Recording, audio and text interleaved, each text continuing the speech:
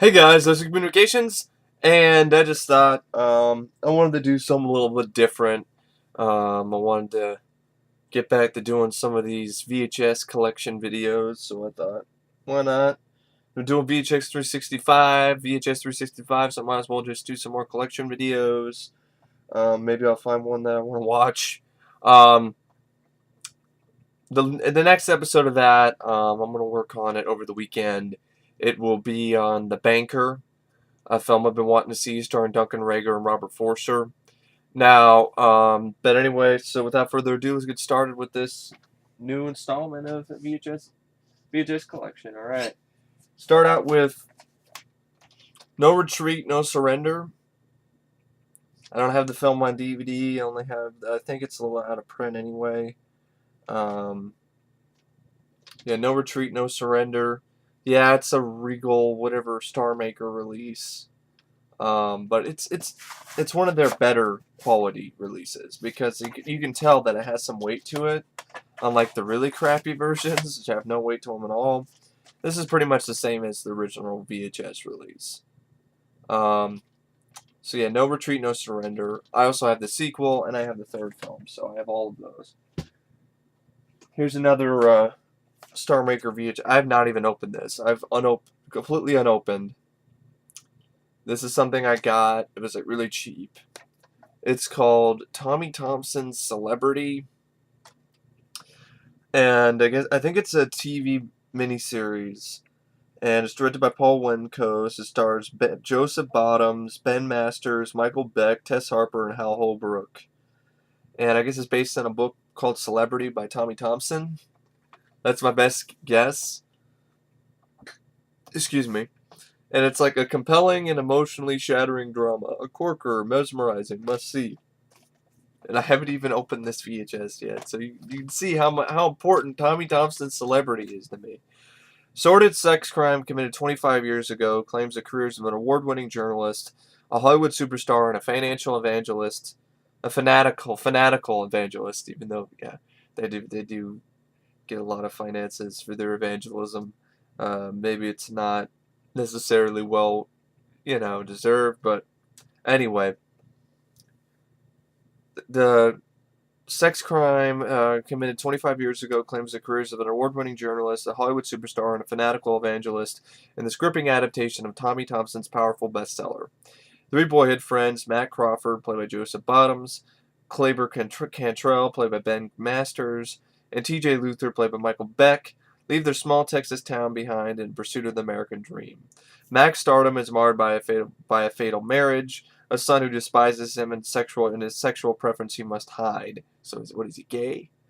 Uh, Kleber struggles between journalistic fame and the demands of his family, while TJ's path towards celebrity leads him through fraud, prison, and a religious empire built on the adoration of his unsuspecting flock. Finally, envy, ambition, and love lure their three old friends back to the scene of their ancient crime, and when the bullets are spent, one lies dead, one wounded, and one will be persecuted in a shocking murder trial. As you can see, it aired on NBC. It's another episode. Celebrity. I don't know when I will ever get around to watching this. If I'm gonna decide to sit down and watch the miniseries as I have on VHS, maybe. But see, that's why I'm gonna try to stop. Just randomly buying random VHS tapes because it's nice collecting, and that's a cool thing to do. But it makes more sense to collect a movie I actually want to see, let alone a movie that's just I'm collecting for the sake of collecting because it was cheap, and then you get all this space used up. And this one though I do want to see. This is a film called A Killing Affair. Peter Weller, Kathy Baker, and John Glover.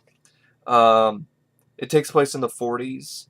You can see it had a decent review by the San Francisco Chronicle. Um, this time, the time, 1943, the place, the isolated backwoods of Appalachia. Maggie Gresham, played by Kathy Baker, takes in a stranger named Baston Morris, played by Peter Weller, who admits he killed her husband. Morris claims he was repaying Maggie's husband's for sleeping with Morris's wife and killing his family. The relationship between widow and killer intensifies, causing Maggie to wrestle with her emotions. She doesn't know if she can trust Morris or why she can't fight him. It's a suspense drama. It says action. It's probably not much of an action in terms of really much of action, to be honest. Prism Entertainment release through Turner Home Entertainment. Um, Directed by, I'm trying to find the director here. Screenplay by David Saperstein, based on the novel Monday, Tuesday, Wednesday by Robert Houston. Directed by Robert Saperstein. Directed by David Saperstein. Okay, so it's directed by the guy who wrote the screenplay. So the guy, he was written and directed by David Saperstein.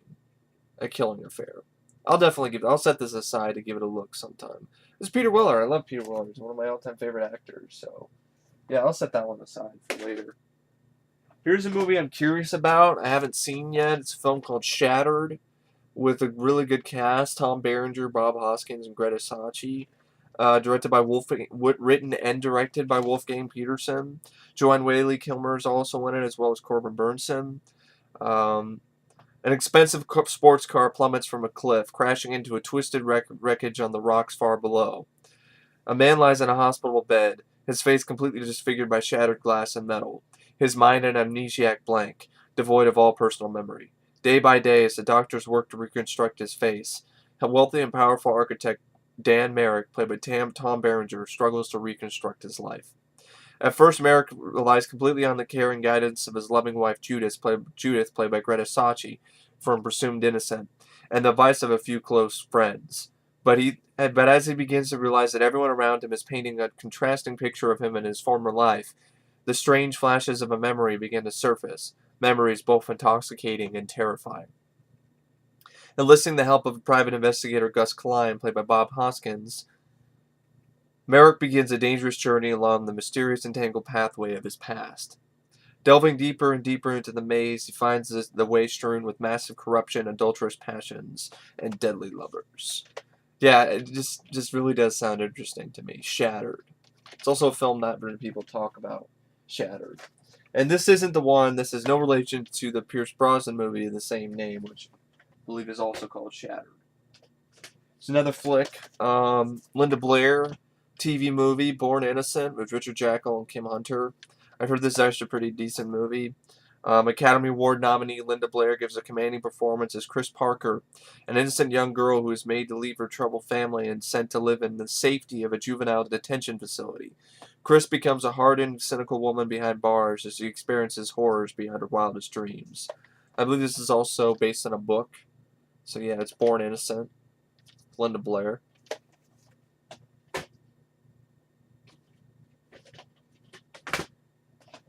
Here's VHS that I've seen dozens of copies of this movie. Everywhere I go, when I see VHS tapes, it's pretty much, I can probably make a bet that a copy of Jerry Maguire is going to be for sale. I don't believe this is mine. I think this is my parents'. But I put all this stuff in containers. Show me the money! But anyway, Jerry Maguire, you complete me. I haven't seen this in forever. I remember being okay. Cuba Gooding Jr. did a good job acting. Tom Cruise is alright. Renee Zellweger, I could really care less about, to be honest. And I remember the football scenes. The few that were there were alright. Were decent. I mean, there was one where the Cardinals played the Cowboys. I mean, and I'm a Cowboys fan, so that was pretty cool to see that. But anyway, that's Jerry Maguire. Jerry Maguire, I don't really need to go super in-depth in the plot. Everyone knows about Jerry Maguire. There's another film that was pretty popular back in its day. Dangerous Minds was Michelle Pfeiffer. I picked this up because honestly I've never seen the film. I've heard the soundtrack, of course. Gangster's Paradise is in this movie. I've seen the trailer, but I've never seen the movie. I've never seen Dangerous Minds, and I've heard it's one of Michelle Pfeiffer's best performances. And top Hollywood star Michelle Pfeiffer is the driving force behind this gripping and uplifting smash hit. Based on an incredible true-life story, Pfeiffer is a former U.S. Marine named Luann Johnson, a first-time high school teacher assigned to a class of tough but smart inner-city students. When conventional methods failed to reach them, the feisty Miss Johnson tries the unconventional, defying the rules and creating her own curriculum. In the process, she instills a new self-confidence in her students, motivating them towards their greatest potential. Critically acclaimed and powered by a riveting star performance, Dangerous Minds is hard-hitting, crowd-pleasing entertainment you won't soon forget. Although a lot of people have pretty much forgotten about this movie, to be honest, over the years. Who do you know nowadays talks about Dangerous Minds? Now, Dangerous Minds, a lot of people remember the song, Gangster's Paradise by Coolio, but they don't really necessarily remember the movie that much. Seems like the score was actually composed by Wendy and Lisa. That's pretty cool. Anyway, it sounds like pretty much a lot like, Stand and Deliver, or Stand and Deliver with Edward James Olmos. I think Lean on Me with Morgan Freeman. That same sort of flick. They'd make probably a good triple feature. Lean on Me, Stand and Deliver, Dangerous Minds. About these teachers who decided to help inner city kids. Here's another flick. Climate for Killing. Doesn't really look like much, but I got this for free. Pretty much, it's what I got it's one of the films that I got from my aunt from her collection. I'm curious about it because you have John Beck, Stephen Bauer, and Mia Sara, and Catherine Ross. So Mia Sara is in this. Directed by J.S. Cardone. A 16-year-old murder-suicide holds the key to a bizarre mystery and a moody thriller from the producers of Wild at Heart and Kill Me Again. Kyle Shipp, played by John Beck, is a tough, old-style cop working for the Yuma County Sheriff's Office near the Mexican border. Lately, he's had his share of problems. The mutilated corpse of a woman named Rita Paris has been uncovered in the desert. She supposedly died 16 years ago. To make matters worse, a hotshot investigator has been called in to help modernize the department. Paul McGraw, played by Stephen Bauer, is at first shocked by Kyle's freewheeling sense of justice, but eventually he comes to admire both Kyle and his beautiful daughter, played by Mia Sara. With the help of Paul and the coroner, played by Catherine Ross, Kyle tries to unravel the mystery of Rita Paris. Along the way, he clashes with two politically powerful Paris sons and the police chief.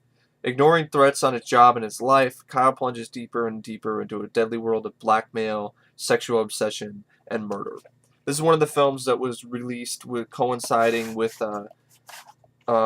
Fox and Media Home Entertainment, because Media pretty much was almost on its way out at this time in the early 90s. So it got bought out by Fox Video. So Fox Video started releasing Media Home Entertainment flicks in conjunct with with their Fox Video company. I don't know. Under a spell of passion, a desert town hides its brutal past. It doesn't really look like much, but I'll give it a watch someday. Someday, like I don't know when. Someday, just like all of these movies I have here, I'll give them a watch someday. There's another film I'll watch someday called Blind Witness. Another film I got pretty much because it was 50 cents. It was really cheap. It was 50 cents. Paul Lamont is in it, looking like a complete goober here, like, are you scared of me? Victoria Principal is also in it. I guess she was an earthquake. She plays a blind woman driven to avenge her husband's brutal murder in this riveting suspense thriller, co-starring Paul Lamont from Melvin and Howard and Stephen Mocht from Graveyard Shift.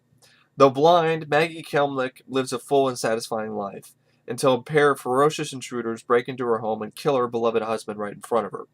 Convinced she can identify the murderers through her heightened sense of touch, smell, and hearing, she begins a crusade to find them. Then the killers learn she's on their trail, and they find her instead, trapping the helpless woman in her new apartment. But Maggie designed her new place with some unusual home improvements. But now the killers are about to enter Maggie's world, a world of darkness and unseen danger, a world where the hunters become the hunted. Gripping action and suspense in the classic style of "Wait until dark," because I only gave it emphasis because that's what it says. It's really has a lot of emphasis. It's like "Wait until dark." But anyway, I was even gonna mention that. I was like, so it's like "Wait until dark," but the low budget version. I don't know what to say about it. I'll give it a look sometime. It reminds me of another sort of movie that dealt with the blind. It was like Blind. It's not Blind Witness. It's Blind something else, and it's on a 2-pack I have with a DVD with. What is the name of that movie too? I don't even remember the name of that one. It's like a. double feature with it's like a Rutger Hauer movie. It's not one of his more well-known ones. It's like a horror mystery, murder mystery. Bone Daddy. That's it, Bone Daddy. It's a double feature with Bone Daddy. I don't remember the name of the movie. But this is Blind Witness. Here's a comedy I'm curious about. I've never seen it. Called From the Hip, starring Judd Nelson, Elizabeth Perkins. You can see this is a Lorimar home video release. Yes, I still have the sticker because these stickers suck. Value Village. I got a bone to pick with you. And recently they've stopped doing this. Okay, I have some of them anyway. Actually, at my local Value Village, they don't even have stickers on the VHS anymore. Thank you for finally getting the message. But for the longest time, they had these fucking stickers on the back. And these fucking stickers are way too big. And whenever you try to take them off, they're a pain in the ass. And then also, I mean, look, okay. I'm going to try to demonstrate how fucking shitty these stickers are. Okay, whenever you try to pull them off, you end up ripping the tape. You end up ripping the cover. Or you just rip off a little bit of the sticker, which makes it a pain in the ass for you to have to just completely you rip off tiny pieces and more tiny pieces of the sticker until it's finally off. But it's not all off because it still leaves a sticky ass residue all over the back of your VHS tape. And it's not only VHS tapes that have this fucking problem for Value Village, it's DVDs. I have a DVD of Death Warrant I got from there because it was cheap and the DVD's out of print. And so I go in, at least the single version copy anyway, not the one that has other Van Damme movies in the same pack. But what I'm talking about is I took the sticker off, but it's sticky. And I've had that for almost a year. And the residue is still there, and it's still sticking to my other DVDs. It's a pain in the ass. So fuck these stickers. So anyway, going back to From the Hip, the way he practices law should be a crime. As you can see, I guess Cox owned this. It's Cox. Dicks and Cox. Anyway, criminal justice is about to be hit with a revolution. The perpetrator is a recent law school graduate playing Robin Stormy Weathers, played by Judd Nelson, who jumps in and shoots from the hip. Judiciary procedure gets shaken down to its very foundation when this brash 25-year-old takes on a case. His unorthodox tactics and anything-goes approach to criminal defense make him into a media figure. Convinced of the innocence of a client, he'll stop at nothing and obtain an acquittal. But what if new evidence comes to light showing that a defendant is indeed guilty of the most vicious sort of cold-blooded murder? Find out in this comedy with a lot on its mind. So it's pretty much a courtroom comedy before Liar Liar. And decent reviews. Hollywood Reporter said it was an engaging comedy. Jeffrey Lyons from Sneak Preview said, "Go see it." But who the hell saw this movie? Who really remembers this movie? I'll give it a look sometime, though. But, I guess Cox really liked it. Put his name on it. Here's what I'm curious about. I've heard some interesting, alright sort of things about this thriller. It's called 4th Story. It stars Mark Harmon and Mimi Rogers. Murder has a new address. This is another VHS that was released in conjunction with the Media Entertainment and CBS Fox.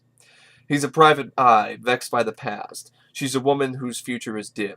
Together, Mark Harmon and Mimi Rogers raise the threshold of suspense to a terrifying new level in 4th Story.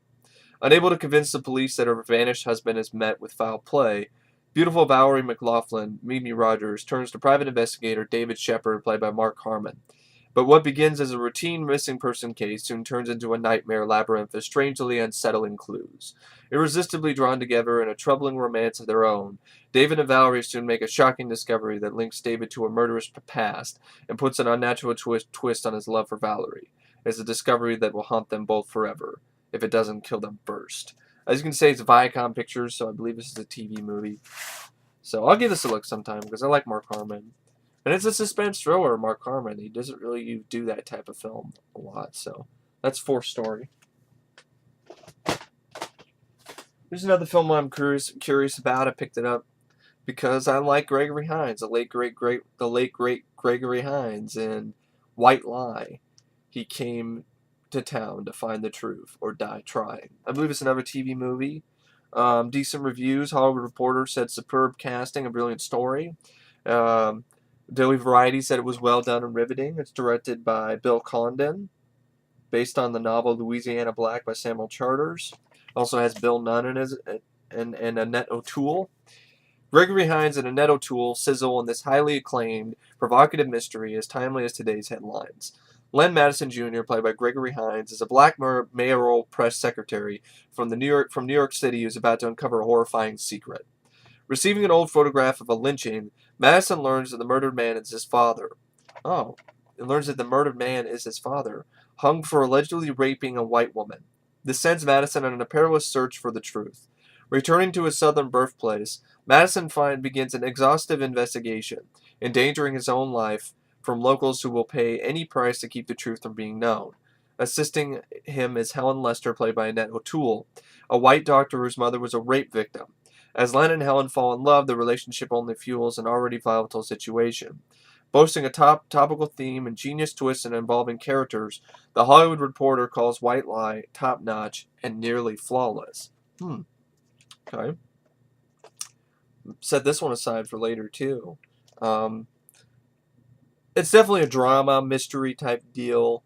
I think it's probably right up there was probably the type of movie that Rosewood was, James Woods, or Mississippi Burning with Gene Hackman, dealing with the whole racism sort of angle in the South. So I'll give it a look. I mean, the story does sound interesting already. I mean, I already feel bad for Gregory Hines. His father, he finds out that his father was lynched. I mean, that's pretty bad. So he wants to figure out what's going on. Like, why did that happen? What happened to my father? So anyway, yeah, White Lie. And I don't mind the cover art, too. I know it's really simple. It's just black, but then with the white lettering. I don't know what it is. I really like that cover art. Here's a movie. I got it because I've heard how infamous it is. Movie with Nick Cage being completely over the top and silly and with ridiculous dialogue. Zandalee. And with a ridiculous title. Zandalee. Something the sequel to Xanadu. It stars Nicolas Cage and Judge Reinhold with the mustache. It's the unrated, uncut version. Nicolas Cage, Judge Reinhold, and Erica Anderson star in this erotic drama of sensuality and passion. Love has left the marriage of Zandalee, played by Erica Anderson, and Thierry, played by Judge Reinhold. So Zandalee finds ecstasy in the arms of Johnny, played by Nicolas Cage. But the way it's set up is Johnny and then parentheses Cage, so I almost read it as Zandalee finds ecstasy in the arms of Johnny Cage, her husband's boyhood friend. Once aroused, her longings cannot be satisfied until her obsessive need for passion overwhelms the three in a dark triangle of desire and death. Directed by Sam Pillsbury. So the Pillsbury Doughboy directed this movie. Music by Pray for Rain. Vivica Lenfors is also in this, as well as Aaron Neville and Joe Pantoliano in a brief role. Nick Cage pretty much plays an artist who looks like that. Yeah, with the, So, yeah, I don't know when I'll ever watch this, but I got it mainly because I don't believe it's on DVD, and if it is, it's out of print. And just for, crazy performance from Nick Cage. I mean, sometimes he can be really bad in his movies, but he can be very entertaining. Like movies like I think it's called Deadline, I think. I think that's what it's called. I don't know for sure. I think that's what it's called. I think it's called Deadline or Deadfall. That's what it's Deadfall. Deadfall with Nick Cage. Hilarious performance. There's another flick I'm curious about. Gang Related with James Belushi, Tupac Shakur, Layla Rashawn, Dennis Quaid. It's a brief role in this. It's produced by Brad Creveroy, Steve Stabler, John Bertoli, and written and directed by Jim Koof. David Paymer is also in, as well as James Earl Jones, Wendy Crewson, Gary Cole. So it looked interesting. I mean, James Belushi in this type of role with Tupac Shakur. See how good of an actor Tupac Shakur is. And I know the DVD is more expensive than the VHS from what I've seen lately. And the only place I've ever seen the DVD is at my local buybacks, and it's really expensive. But I got this for really cheap. But anyway, two killers are hiding where no one will ever find them, behind their badges. Tupac Shakur in his final and most riveting performance. This is his last performance before he died. And James Belushi are two corrupt police detectives caught in a dangerous web of deceit in this no-holds-barred action thriller. Detectives Da Vinci, played by Belushi, and Rodriguez, played by Tupac Shakur, practice their own deadly brand of street justice. They set up drug deals, seize the money for themselves, and then murder their dealers. It's a lucrative racket that has worked without a hitch for months. But when they discover their latest victim was an undercover officer with a drug enforcement agency, the two corrupt cops are forced to initiate a dangerous scheme to save their own lives. And as their foolproof plan begins to spin madly out of control, Da Vinci and Rodriguez are trapped in a tornado of suspicion, betrayal, and murder in which they can trust no one, not even each other.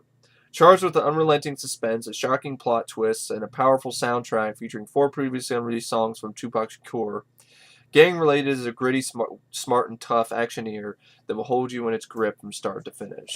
It's seems like it was one of Orion Pictures' last movies. Came out in 1997. So yeah, Gang Related. Oh, I forgot I had this on VHS. Ricochet. This is a VHS, so I will be given to Goodwill or something like that because I have the DVD thanks to, I believe it was Mega Pork Chop Express who sent me, Mega Pork Chop Express. Thanks to Mega Pork Chop Express who sent me Ricochet and Fist of the North Star. But Ricochet is a movie I'm curious about with Denzel Washington, John Lithgow, and Ice-T. This is one case that's going to be settled out of court. In this explosive action-packed thriller, rookie cop Nick Stiles, played by Denzel Washington, has come a long way from the tough city streets of his childhood. Nick escaped to become a cop, while his good friend Odessa, played by Ice-T, became a street hustler, dealing drugs and stealing cars. Then Nick's life changes forever the night his arrest of a ruthless psychotic killer, Blake, played by John Lithgow, is captured on video by a bystander and picked up by the TV news. Nick becomes a media sensation and his career takes off, leaving Blake deceased in prison, obsessed with his own hatred and revenge. But Blake escapes from jail, faking his own death, and starts an intricate, brutal plan of intimidation, public humiliation, and murder, while Nick is left helpless, accusing a man everyone believes is dead. To defeat Blake, Nick must return to the streets, calling on his old friend Odessa, and together they set a trap that will pit Nick against a killer in a terrifying confrontation that will leave one man victorious and only one man left alive. Yeah, sorry, it was kind of hard for me to read the back of this because it's black red lettering on a red background. Film's actually directed by Russell Mulcahy and screenplay by Stephen E. D'Souza, and based on a story by Fred Dekker and Menio Menez. So Fred Dekker had a little hand in this film, Ricochet. So I'll definitely give this a look on the DVD sometime soon, but I don't need the VHS. Here's a flick I've never seen. I know Steve Martin's in it, and it's a little bit of a dramatic role. It's a film called The Spanish Prisoner. Got a bunch of good reviews, but it kind of just doesn't really sound like the kind of movie I would watch. It's also got Ben Gazzara in it, Felicity Huffman, Ricky Jay, Steve Martin, Rebecca Pidgeon, Campbell Scott. A lot of really good reviews. Anyway, Campbell Scott, Rebecca Pidgeon, Steve Martin, Ben Gazzara, starring writer-director David Mamet, razor-sharp thriller The Spanish Prisoner. Scott stars as Joe Ross, the inventor of The Process, a top-secret formula which promises to make his company unimaginably rich. But when Joe meets a successful but cynical businessman played by Steve Martin, he begins to suspect that his boss will never share the profits. And with the seed of a doubt planted, the intricate con game soon falls into place. With as many brilliant twists as the usual suspects, Spanish Prisoner is guaranteed to keep you guessing until the film's final credits. Does sound kind of interesting, to be honest. So I might give it a look sometime. I mean, it's got a lot of good reviews. So, but I'm not that familiar with the cast, despite a little Ben Gazzara for a brief bit. And I don't even know who Ricky Jay is, or Rebecca Pidgeon. And Campbell Scott, I'm somewhat familiar with. I think he did, what was the movie called? No Way Out, which was released by Troma. I think Campbell Scott was also in another movie that was He wasn't in There's Nothing Out There. It was another weird, like, sci-fi movie that... Anyway, Spanish Prisoner, I don't know. We'll see. I don't know. It's not something I'll watch, like, right away, but I'll watch it eventually. Here's a movie that... Another movie I won't watch right away. I'll watch eventually. Flash Gordon. It's the porno version of Flash Gordon. Yeah, it's Flash Gordon. There's also a sequel, I believe. It's funny. There was never a sequel to the Flash Gordon, the 1980 film with Sam J. Jones, directed by Mike Hodges. But there's a sequel to Flash Gordon. In this popular, outrageous spoof of sci-fi films, Earth is thrown into carnal chaos by a mysterious sex ray emanating from outer space. Flesh Gordon, Dale Ardor, and their newfound scientist friend, Dr. Flexi Jerkoff, must travel to the planet Porno to save the Earth from certain devastation by the mad Emperor Wang. What do you think it is? A porno version of Flash Gordon. Flesh Gordon. Flesh! Ah! He'll save every one of us. Or Flesh! Ah! He'll fuck every one of us. He'll fuck every one of us. He'll fuck every one of us. God damn. Flesh Gordon.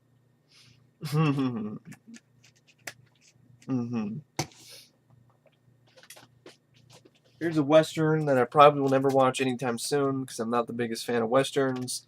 The Last Days of Frank and Jesse James is another one that I got from my aunt for free. So, starring Chris Christopherson, Johnny Cash, and Willie Nelson. I believe it was a TV movie. No other outlaws in American history became more famous than Missouri's Frank and Jesse James. From 1866 to 1882, they led a gang that robbed banks and held up trains, continually defying the Yankee authorities in the aftermath of the Civil War. They rapidly became heroes to the defeated Southern rebels and to those who had sympathized with the South. Although they were ruthless, desperate men, their legend grew bigger and bigger with every holdup. They were the fastest, best shots in the West, and they weren't afraid to shoot whoever stood in their way.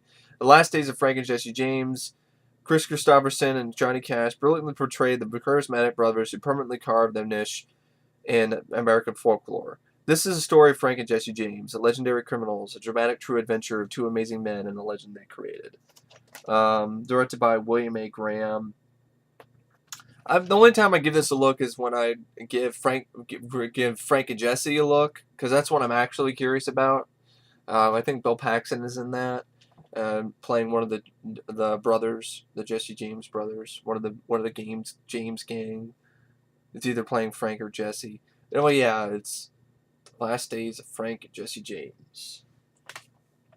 America's Favorite Outlaws. Which for me, I don't think that's so. My favorite outlaws are the outlaws from Young Guns, Billy the Kid and company. But anyway, here's a flick I'm kind of interested in, called No Alibi, starring Dean Cain and Eric Roberts. There's no place to hide behind the shadow of a doubt.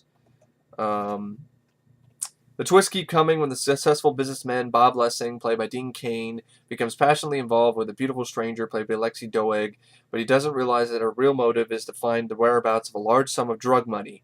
Sent by her criminal lover, Vic Haddock, played by Eric Roberts, she finds her way into Lessing's life, only to discover that she has the wrong man. Or does she? The stakes keep getting higher this deadly countdown to betrayal, a game of truth or die. To be honest, I said it sounded interesting, but to be honest, it really doesn't sound like much. From reading that synopsis, the fact that it's also one of those Studio S movies, which I really kind of like to call studio shit. It's a studio shit production.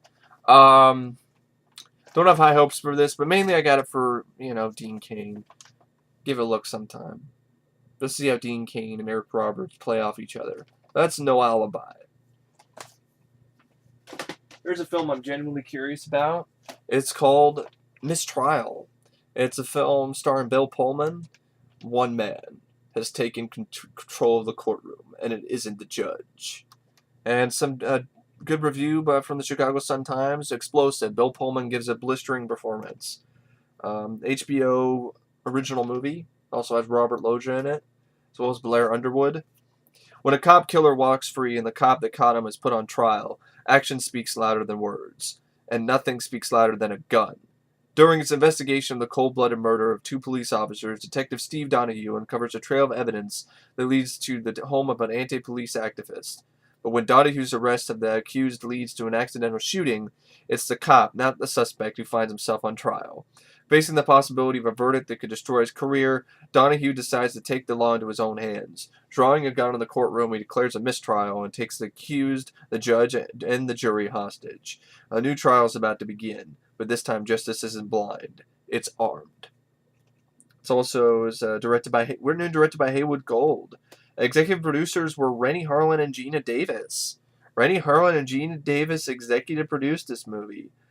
Interesting. So, yeah, I'll give this a look. Music by Brad Fidel. Bill Pullman and Mistrial.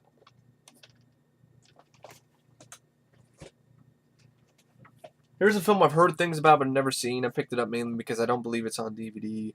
It's a film called Tokyo Pop. It stars Kerry Hamilton and Yakuta Takaduro. It's a Lorimar release through Warner Home Video. It's directed by Fran Rebel Kazui. That name sounds familiar. That name sounds really familiar. I think he directed like a horror film that me and my friend Matt saw in terror trailers, but I don't remember the name of it. It's a Kazooie Enterprises production. An American success story that's way hip, way cool, and way far from home. What happens when a Tokyo rocker with dreams of fame meets a spunky American who says she knows how to turn those dreams into reality? They spark a culture clash that's just plain kooky, and share an adventure that is as fun as it is unpredictable. These Warner Home Video box art, these Warner Home Video VHS, just the fucking synopsises on the back are laugh riot. They're so freaking corny. A delightful surprise, moving line, in the same screw-loose vein as Desperately Seeking Susan and Something Wild. Tokyo Pop is a Disney/East/West collision that plops a blonde, broke New York singer, played by Kerry Hamilton, into the Ginza's Neon Night, zips her through the Japanese version of the new and trendy with the It and What Was That, and tops it all by plunging her headlong into the biggest fad in Fat Happy Japan, instant musical fame. What? Hamilton, who was in TV's Fame, blessed with a big, rich voice and endearingly upbeat looks, fills her feature film debut with star-making exuberance. There's something about that face you can't keep your eyes off, and there's something in her personality that instantly warms your innards, says Newsweek.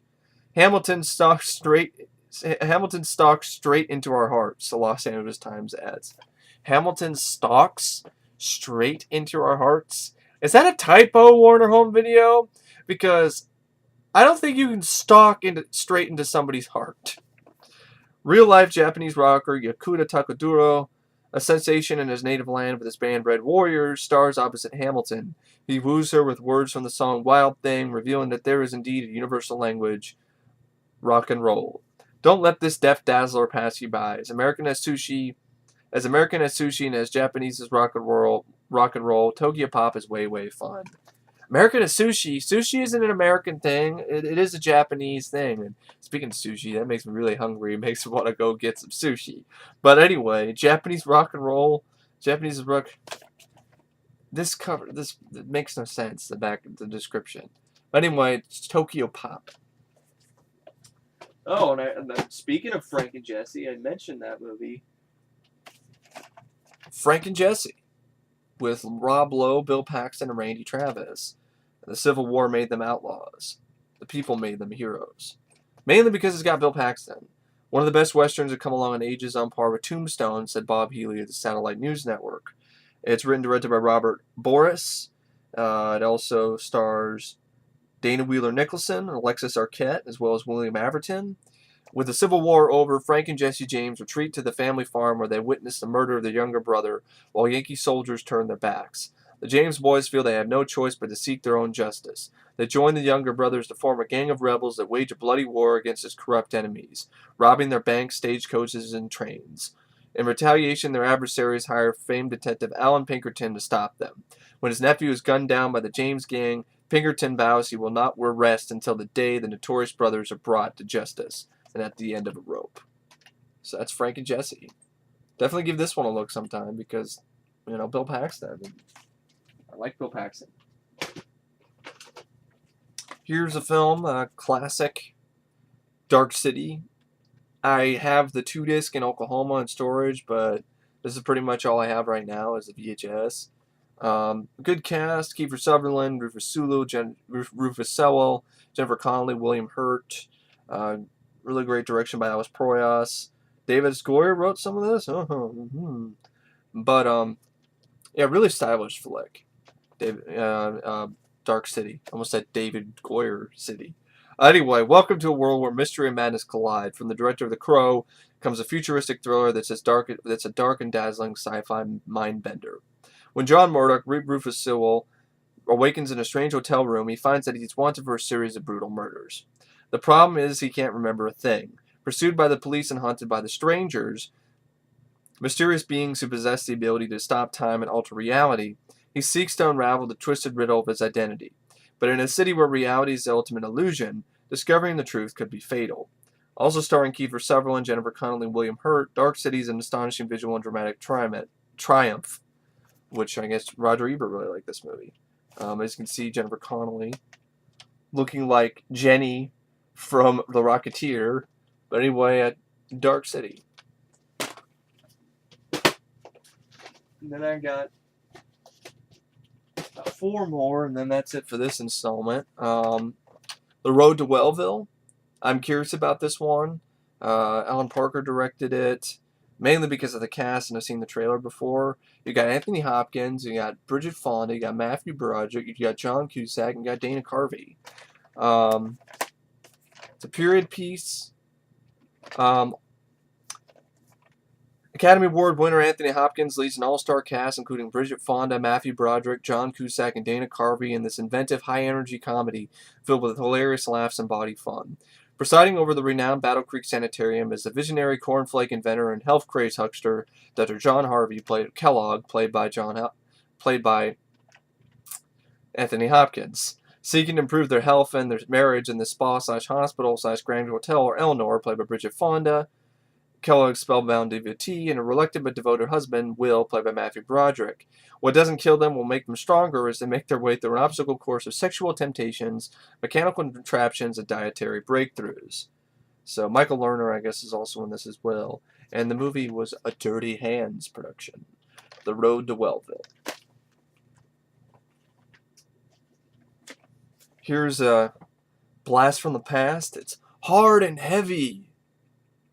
90 totally uncensored 96 minutes of exclusive interviews. The world's first hard rock and heavy metal magazine on video, which has Queensryche, Ruling the Empire, Black Road Crows, Shaking Their Moneymakers, Megadeth, Poolside Party, plus Motley Crue, Classic Tracks, Bullet Boys, Godflesh, Kicks, and much, much more. You won't see anything like it on TV.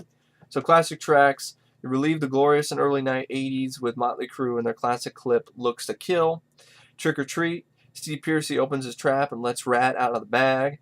In the studio, seen here, the final takes that go to tape as selections from the new Kicks album unveil themselves before your very eyes and ears. Exclusive interviews. On the tip and in full effect, it's philosophy and whimsy from Queensryche. Lounging in their garden then we lounge in the garden with the Black Crows, then we relax poolside with Mega Dave, Mustaine, and the dudes at Bullet Boys. New videos from each natch. Special. Smash yourself to death for the bands that make Roadrunner Records one of the heaviest labels on earth. Join the Great Cat, Annihilator, Cerebral Fix, Monkey Pup, and of course His Majesty King Diamond as we take you on a special trip through the Roadrunner catalog. World Report. They're the biggest metal act in Japan, and they're ready to rock your world. Are your earplugs handy? Because we're talking loudness. That was like new for you. Saigon Kick, visit London, and you're invited. Hard and Heavy visits brings you the very best new bands at every volume. Still more interviews. They're the heaviest band in the known universe at this moment. You may or might not be prepared for the sonic assault that is Godflesh. Speaking of heavy, we got an exclusive interview with Tad. And as it wasn't enough, there's Lemmy on the new Motorhead and Billy Sheehan talking about Mr. Big.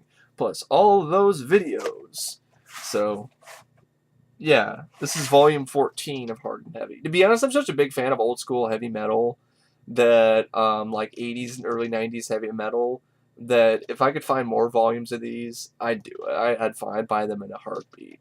because this would be fun. It's pretty much what it is. It's a video magazine, so that's pretty cool. So hard and heavy. And then we have Deceiver, a film I haven't seen yet. It's a thriller with Tim Roth, Chris Penn, Michael Rooker, Renelle Zellweger, as well as Ellen Burstyn, Rosanna Arquette. Deceiver, it stars Tim Roth and Renee Zellweger, and they star in this riveting psychological thriller with shocking twists, sharp dialogue, and a cynical intelligence. Charged with unbridled suspense and powerful performances, it's an edge-of-your-seat mystery that delves into the chilling, murky depths of truth and deception. James Whalen, played by Tim Roth, is not a typical murder suspect. He's a fabulously wealthy. He's also a Princeton graduate, and he has a genius-level IQ. But Detective Braxton, played by Chris Penn, and Kennesaw, played by Michael Rooker, sense that there's more than meets the eye when they interrogate him for a brutal killing of a beautiful call girl, played by Renelle Zellweger. As the search for the truth takes a suddenly dangerous turn, Braxton and Kennesaw realize that Wayland is a master manipulator, cleverly using their darkest secrets against them in a lethal winner-take-all game that ignites a powder keg of deadly motives and shocking revelations. The fine cast also includes Academy Award winner Ellen Burstyn and Rosanna Arquette. Deceiver is an absorbingly crafty murder mystery, with a stunning final scene that will jolt your spine and with nerve-shattering chills. I'll give it a look sometime. Written and directed by Jonas and Joshua Pate. And Tim Roth, I know he can play a good killer because he did a good job in an episode of Tales from the Crypt called Easel Killia. So, yeah, Deceiver, I'll give that a look sometime. And speaking of thrillers, there's a really great thriller, The Game. I only have the VHS. I haven't been able to get my hands on the DVD. I want to get my hands on the Criterion Blu-ray with the features. I really love this flick. I'd probably say this is my favorite David Fincher movie, The Game, starring Michael Douglas. I think it's a really intelligent thriller. There are no rules in the game, and that will make life very difficult for Nicholas Van Orton, played by Michael Douglas, a shrewd and successful businessman who is always in control. Well-bred and established, Van Orton lives an ordered life until an unexpected birthday gift from his brother Conrad, Sean Penn, destroys it all. Like it or not, Nicholas has been enrolled in a game, a profound life experience that begins quietly but soon erupts in a confusing maze of devastating events. Terrorized by forces who seem intent on dismantling all that he's built, Van Orton has to win this deadly game or lose control of everything in his life. This joyride of a film is nothing you've ever seen before. A wild blast from director David Fincher, the force behind Seven and Alien 3. Praised by critics and audiences all across the world, it will sweep you up in the mystery and challenge and the ultimate terror of the game. Yeah, I really, really like the movie, The Game. So anyway, that's it for this installment of my VHS collection. Stay tuned for more installments, and there's plenty more where this came from. Anyway, thanks for watching, and I will see you guys later. See ya.